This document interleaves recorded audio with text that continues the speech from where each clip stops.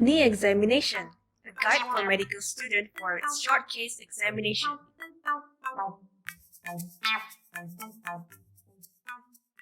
Before we proceed to knee examination, here is the anatomy of the knee, which the structures of the knee will be examined throughout the whole short case.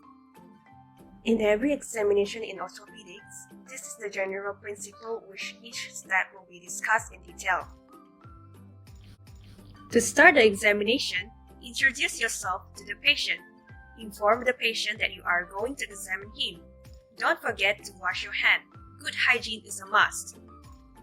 Protect the patient's privacy by closing the curtain as well. For a knee examination, expose the patient from inguinal crest to toe. However, in this video, for patient modesty, patient is examined in the short pants. First is look. In look, inspect the patient in 4 positions: standing, squatting, sitting, and lying supine. First, ask the patient to stand according to anatomical position, with both medial malleolus touching each other, both great toes and heels is in parallel level. Start off with the anterior aspect of the knee. We are going to look for the bone deformity such as genu varus or genu valgus, the positions of the patella, toe deformity such as bunion or hallux valgus, claw toe, mallet toe, hammer toe, or bunion toe, muscle wasting, swelling, skin changes, surgical scars, and pus discharge. On lateral aspect of the knee, look for any flexion and hyperextension of the knee. Look at the foot arc, whether it is normal or whether it is with pes cavus, or in another word, high arc, or whether it is with pes planus, in another word, flat foot. On posterior aspect of the knee, repeat inspecting the deformity of the bone, any muscle wasting at the calf or gastrocnemius, popliteal swelling, and any abnormality on the Achilles tendon. Next, ask the patient to squat. Patient who can squat and stand up indicates intact hip, knee, and ankle joints. Next, we are going to observe on the patient's gait. Normal gait comprises of 2 phases: stance phase, which involves 60% of the full gait, with heel strike, mid stance, and toes off, and swing phase, which is the rest of the 40% of the full gait. To observe the gait, stand in front of the patient, focus on the patient's shoulder and lower limbs to check whether both sides is at the same level. Observe the presence of any abnormal gait such as antalgic gait. Antalgic gait produces shortened stance phase due to pain and less weight-bearing function. Lateral thrusting gait. Lateral thrusting gait resulted from the lateral collateral ligament tears, which produce hyperextension and increased load in medial part of the knee. High stepping gait. High stepping gait causes foot drop due to common peroneal nerve injury. Trendy-lumbar gait. Trendy-lumbar gait, it is due to superior gluteal nerve injury, which causes swing shoulder and hip adductor weakness, which are gluteal medius and gluteal minimus muscles. Next is sit. Inspect the components of the patella, such as the patella tendon, parapatellar fossa, to see if there is any fullness. Then, patella tracking. Ask the patient to flex and extend the knee joint. It is normal when the patella moves slightly along the line medially towards the end of extension. Look for inverted J sign, which indicates the patella dislocation. At the same time, feel for the crepitus. Ask the patient to flex and extend the knee joint as well. Next, we ask the patient to lie down supine. Next, we proceed with feel. Before we start, ask the patient which leg is having problem if the patient knows, and is there any pain. In feel, these are the components. Earlier on, we have done the crepitus test. When it is more convenient at this test, patient needs to be in sitting position, then followed by the rest of the components. On lying supine, feel for the temperature of the both knees. Then, proceed with the joint effusion test. Patella tap test. Squeeze any excess fluid out of the suprapatellar pouch with left hand, fingers on the medial side, thumb on the lateral side of the knee, 2 fingers, jerk or push the patella downward. The test is positive if patella bounce back, which indicates the presence of the effusion in the large volume. However, the effusion might not be detected by the patella tap test if it is in small volume. Fluid shift.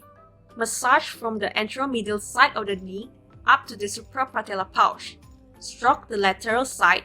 Look for the bulging at the anteromedial compartment.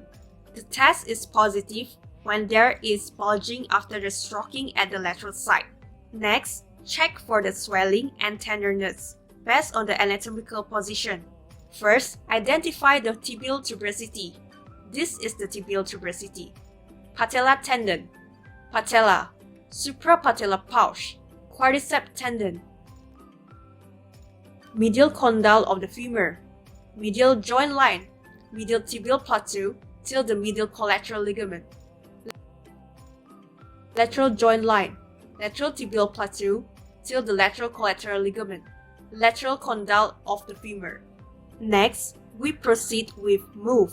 Ask the patient to move from full extension to full flexion. Ensure that the fully extended leg is straight and at 0 degree, and fully flexed leg at around 140 degree. This is the normal range of motion for knee joint, 0 to 140 degree. If the patient cannot fully extend but can extend fully under assistance or passive movement, it is an extension leg, which suggests of patella fracture or patella tendon rupture. If the patient cannot extend even on active movement, this indicates fixed flexion deformity. Lastly, we are going to move on to the special test. We have the posterior sagging test to check on the posterior cruciate ligament tear, Drower's test to check on the anterior cruciate ligament and posterior cruciate ligament tears, stress valgus varus test to check on the medial collateral ligament and lateral collateral ligament tears, and McMurray's test to check on the meniscal tear. Posterior sagging test. In supine position, passively lift the patient knee to 90 degree. Not any sagging of the tibial tuberosity. The test is positive if the tibial tuberosity of the affected knee sag or depressed, which indicates the posterior cruciate ligament tear. Drower's test. In supine position, ask the patient to flex the knee to 90 degree. Sit in front of the patient's foot to prevent the foot from sliding during the test. Cup the patient's calf. Thumbs on the patient's condylar region. Neutralization is needed if the patient presented with positive sagging sign. For anterior Drower's test, pull the knee anteriorly towards you, compared with other leg. The positive finding is tibia head move more anteriorly than femur, around 10 mm, which indicates the anterior cruciate ligament tear. For posterior Drower's test, push the knee posteriorly, which is away from you, compare with the other leg. Positive finding is that the tibia head move more posteriorly than the femur, around 10 mm, which indicates the posterior cruciate ligament tear. Stress valgus varus test. This test needs to be done in 2 angles, knee extension at 0 degree and also 30 degree at the bedside.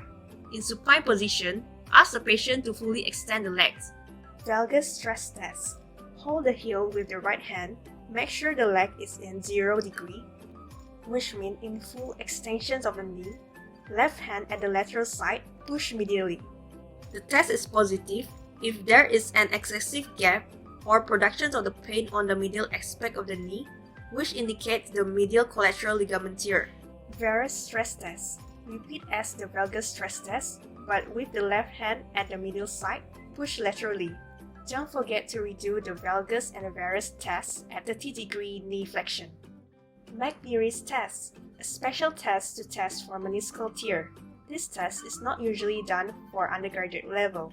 Positive finding indicates any of the meniscus injury. Ends the knee examination with the neurovascular examination. Thanks the patient and summarize your findings. Thanks for watching.